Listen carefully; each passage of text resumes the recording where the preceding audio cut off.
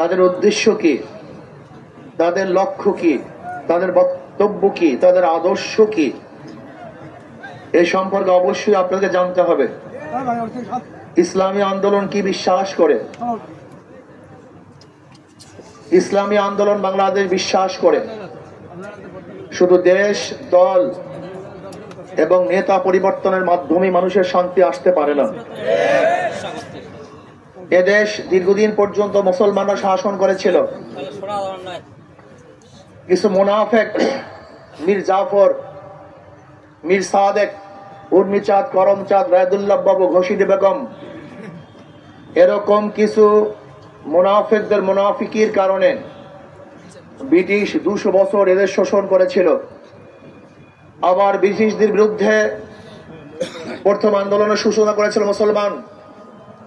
আপনারা জানেন 1803 ঈসাই সালে যখন দিল্লি দখল করেছিল ব্রিটিশ, সেই সময়তেই শাহ ওলিউল্লাহ মুহাদ্দিস দেহলভী রহমাতুল্লাহ আলাইহির বড় সাহেবজাদা শাহ আব্দুল আজিজ সাহেব রহমাতুল্লাহ আলাইহি ঘোষণা দিয়েছিলেন, আজকের থেকে পাক ভারত উপমহাদেশ দারুল ইসলাম নয়, দারুল হরব।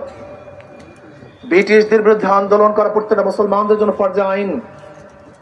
সেই দিনই ব্রিটিশ হটাও আন্দোলনের সূচনা হয়েছিল, বীজ বপন হয়েছিল। আপনারা জানেন 1857 ঈসাই সালে আজাদি বিপ্লব, সেই সিপাহী বিপ্লবের নেতৃত্ব দিয়েছিল মুসলমান। ব্রিটিশ হটাও আন্দোলনে হাজার হাজার মুসলমান শহীদ হয়েছিলেন, লক্ষ লক্ষ মুসলমান শহীদ হয়েছিলেন। 80,000 মুসলমানদেরকে শহীদ করা হয়েছিল। লক্ষ লক্ষ মুসলমান এই পাক ভারত উপমহাদেশ থেকে হিজরত করতে বাধ্য হয়েছিলেন।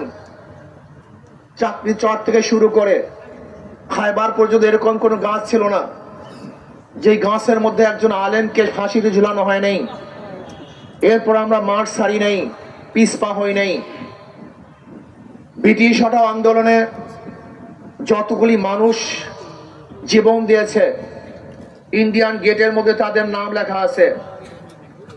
92-93 হাজারের উপরে মানুষ জীবন দিয়েছিল, তার মধ্যে মুসলমানদের সংখ্যা 63,000-এর উপরে। ব্রিটিশ থাকতে পারে নাই। ভেবেছিলাম ব্রিটিশ এদেশ থেকে ভিতরে হলেই আমরা শান্তি পাবো, মুক্তি পাবো, বৈষম্য দূর হবে, মানুষের অধিকার ফিরে পাবে। কিন্তু আমরা কি দেখলাম? ভারতের সংখ্যাগরিষ্ঠ মানুষগুলি সংখ্যালঘু মুসলমানদের উপর অত্যাচার অবিচারে স্টেম রোলার চালিয়ে যাচ্ছে।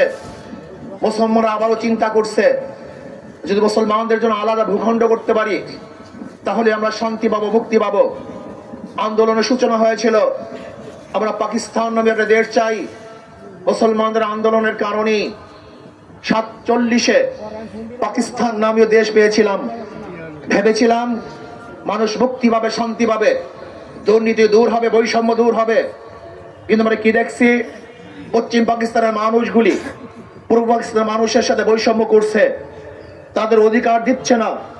আবার আন্দোলন, আবারও সংগ্রাম, আবারও রক্তপাত, আবারও মানুষ হত্যা, আবারও গুম, আবারও জুলুম, আবার অত্যাচার।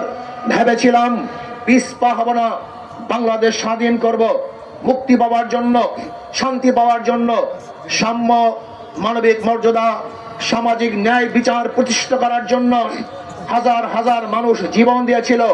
ভেবেছিলাম বৈষম্য দূর হবে, দেশ পরিবর্তন হয়েছে। কিন্তু না, আমরা বৈষম্য দূর করতে পারলাম না। আমরা বহু দেশ দেখেছি, বহু দল দেখেছি।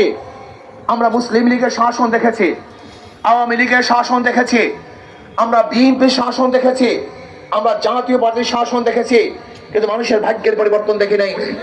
আমরা আইয়ুব খানকে দেখেছি, আমরা দেখেছি শেখ সাহেবকে, আমরা দেখেছি জিয়াউর রহমানকে, আমরা দেখেছি শাহ সাহেবকে, আমরা দেখেছি এই মহিলা নেতৃত্বের গজবকে, হাজারো নেতা এবং নেত্রীর শাসন দেখেছি, কিন্তু মানুষের ভাগ্যের পরিবর্তন হয় নাই।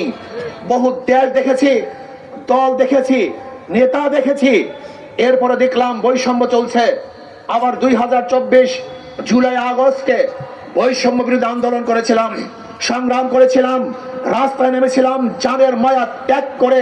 বাংলাদেশে বৈষম্য থাকবে না, থাকবে না জুলুম, থাকবে থাকবে না অত্যাচার, থাকবে না অবিচার, প্রত্যেকটা গরিবের অধিকার ফিরিয়ে দেব।